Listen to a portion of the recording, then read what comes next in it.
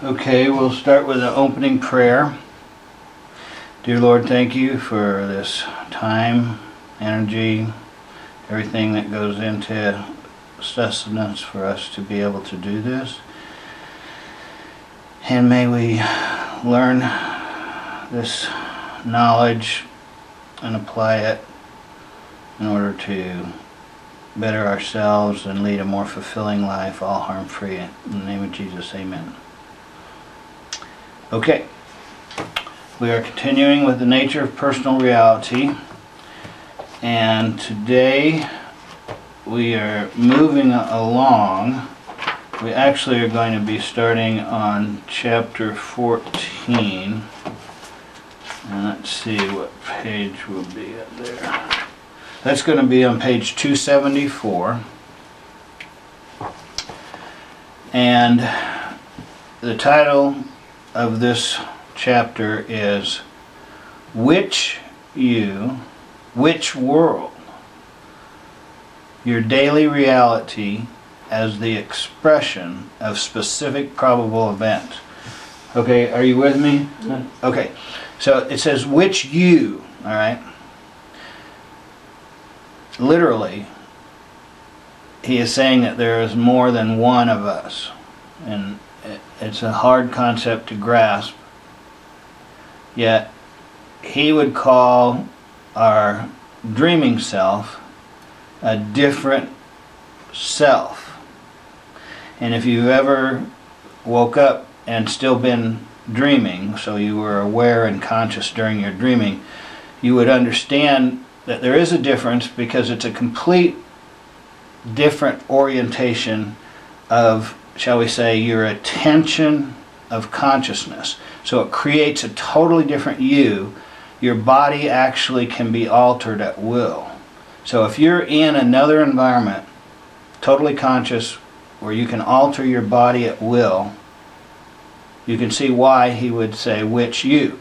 Now that's only one of your other probable bodies. Now all this is going to be explained, although he's hinted at this all along. Which world? Okay, again, is that real, symbolic, literal? It's literal. There is more than one world, more than one earth, more than one history. You have more than one set of parents, on and on and on. It's very strange, okay? However, it does help to clear up some aspects that have been hinted at that we experience throughout our lifetime, which you'll see in a little while. He even explains how to get consciously to your different probable realities, how you can connect up with them. So the final sentence is your daily reality, okay, we know what that is, as the expression of specific probable events. In other words, your daily reality is your choice of what probable events you are going to express. Alright, that's the title of this chapter. Now we're going to start. He starts with a repeat. Dictation, chapter 14, which you, and then beneath that, gesturing horizontally, which world? And in trance, her eyes closed, Jane sat still, quite still, for well over a minute. If I sat here for a minute, it would seem like a long time without saying something.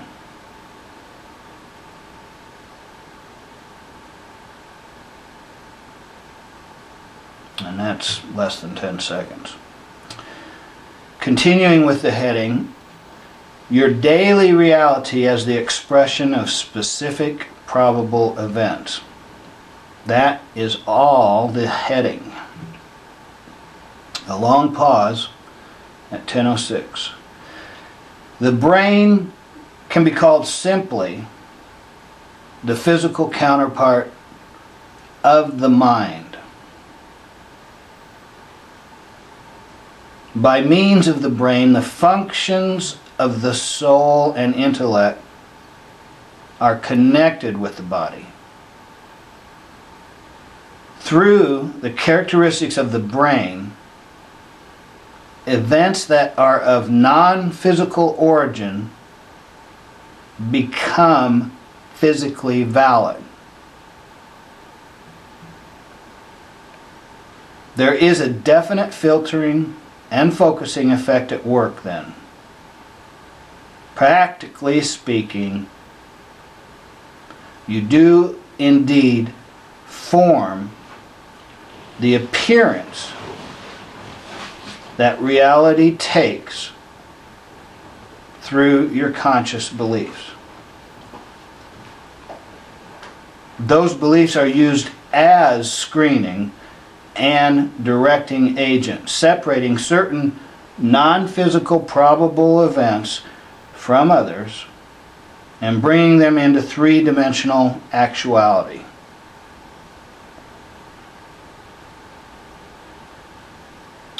That paragraph bears studying, repeating, and understanding. And once you grasp the full meaning of what he's saying, it boils down to that our soul connects with our brain, and because our brain is physical, through a process that can basically not be explained at this point, based on our beliefs, our desires and emotions and beliefs, transform the energy in front of us that we see, and the appearance of what we are looking at is being formed by us selectively, and we are perceiving it. He said more than once that our body, where our skin ends, is not the end of ourself. He said everything we see is us. Now he also said, yes, there are other people doing the same thing. However, remember, your perception of the other person is your perception, and that is still you. You are the one that is doing that. All right. Other probable events could just as well become physically experienced ones. Those beliefs about yourself form your own self-image and define your concepts of what is possible or not possible for you. You will choose from those non-physical probable events, therefore, only those you feel you are in accord with. Because of your psychological and psychic structure, there is within the rich makeup of your being a literally endless variety of what you may call probable selves. In one reality or another, these will all be experienced. In your present existence, however, you will utilize only those psychological characteristics that you believe you possess. So, you see, the personality cannot be defined as being thus and so.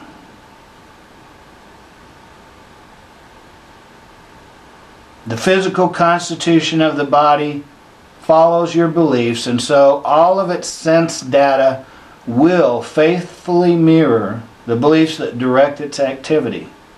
In certain terms, hypnosis is simply an exercise in the alteration of beliefs, and only too clearly shows that sense experience follows expectations.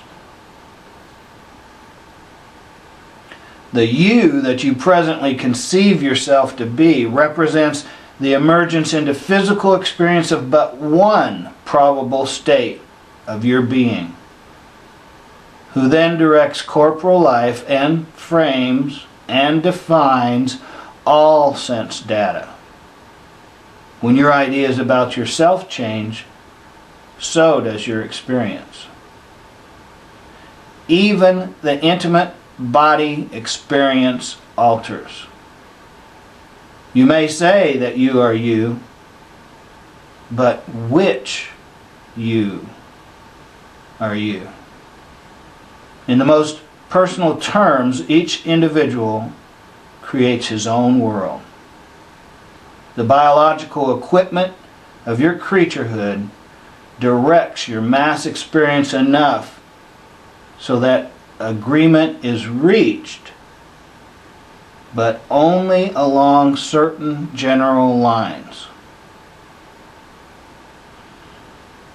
So right there he's hinting at the fact that while we are all truly creating our own personal reality, including the inside of our body, the outside of our body, all these objects that we see, even the events that we are perceiving, all of that would be me, and for each of us it's the same.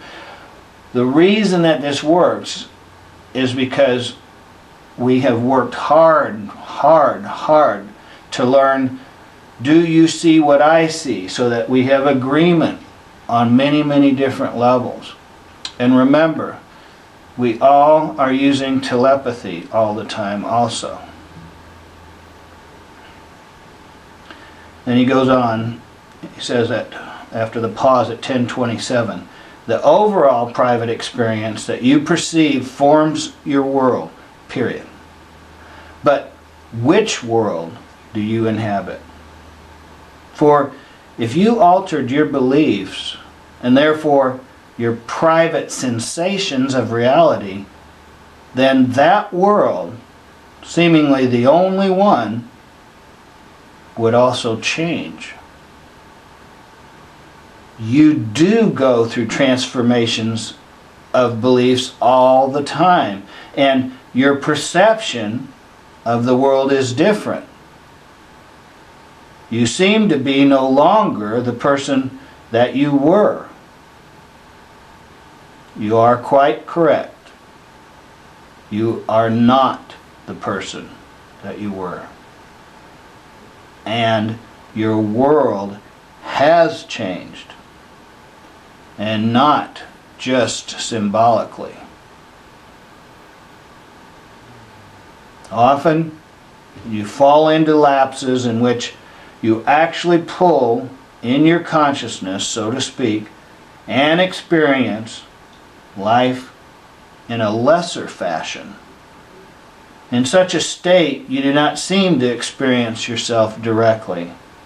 And indeed, in the midst of what you think of as the waking state, you act in the most mechanical of fashions, following habit and being less aware of sensual stimuli.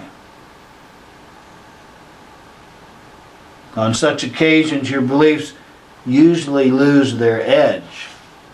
The directions you give to your body are not clear, and the world seems fuzzy. This is often a time of deep unconscious activity when new latent probable characteristics are biding their time, so to speak, waiting for emergence.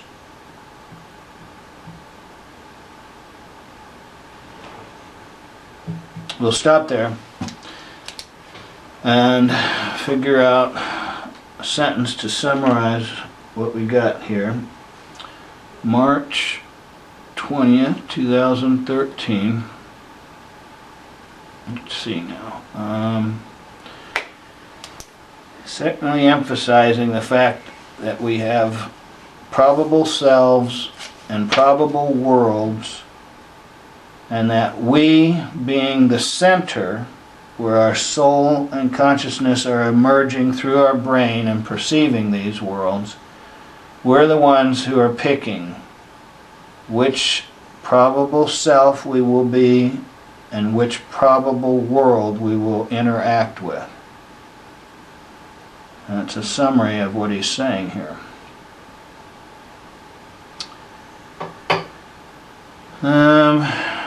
Did you follow that in a general fashion? If you did, that's good. If not, it may become more clear later on. However, one of the keys to what he says was that hypnosis shows us all too clearly that sense experience follows expectations. And since he's basically saying a lot of times the way we use beliefs is a form of how we're hypnotizing ourselves to perceive the world, I think that would be helpful. Helpful in the sense of using this as a key. So what we're going to start doing is saying our self-talk and beliefs are hypnotic.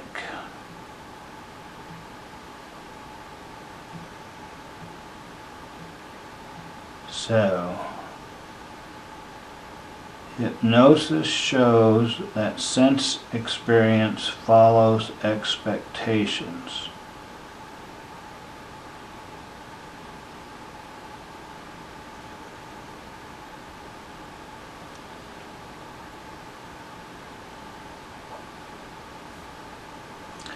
In certain terms, hypnosis is simply an exercise in the alteration of beliefs, which of course, if you think of sort of the stage acts that use hypnosis, that's correct. But even if you've learned to use self-hypnosis, again, you understand you're substituting new beliefs, whether it's to try to get over certain habits or for other reasons, certain goals, certain ways that you want to perceive the world. So truthfully, we already know about this. We simply haven't made the leap to understand that it is literal, that hypnosis is changing the actual you that you are to perceive, and that actually changes the world, all literally. So hypnosis shows that sense experience follows expectation. Hypnosis is an exercise in the alteration of beliefs. The physical body follows your beliefs, and so the sense data will faithfully mirror the beliefs that direct its activity.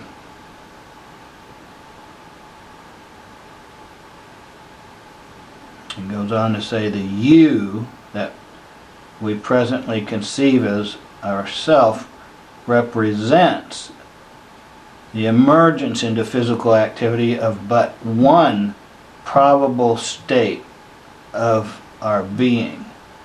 Now, we can grasp this idea if we look at it this way. When somebody says, "How you doing?" you say, "Fine." That person, that you that is responding, is in a different state of consciousness than we were when we were asleep before that. So we know, yes, we have altered our consciousness into the waking state in order to say that, to say, yeah, I'm fine. So here he says, the you that you conceive represents the emergence into physical experience of but one probable state of your being. So one state would be when we're asleep and dreaming, another state would be when we're fully awake. So we can grasp what he's saying there.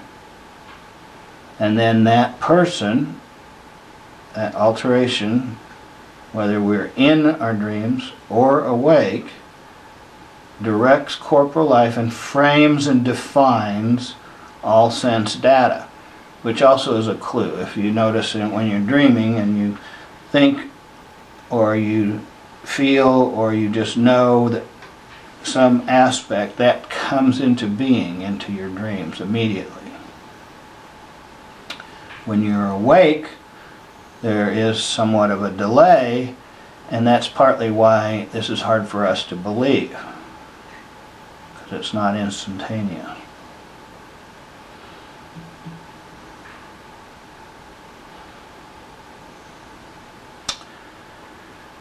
Therefore,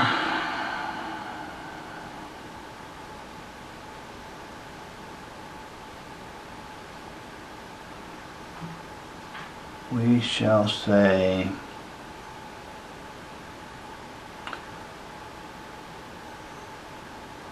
I choose which self and which world I inhabit. Okay? I choose which self and which world I inhabit. And that'll be our saying for today. Okay, let's have a closing prayer. Thank you, dear Lord, for exposing us to this information. May we grasp its understanding and in the process put this knowledge to practical use in our lives, in our thinking, in our choice of how we interact with other people. And may it help us lead to a more fulfilling life for ourselves and those around us. All harm free in the name of Jesus. Amen. And there we go.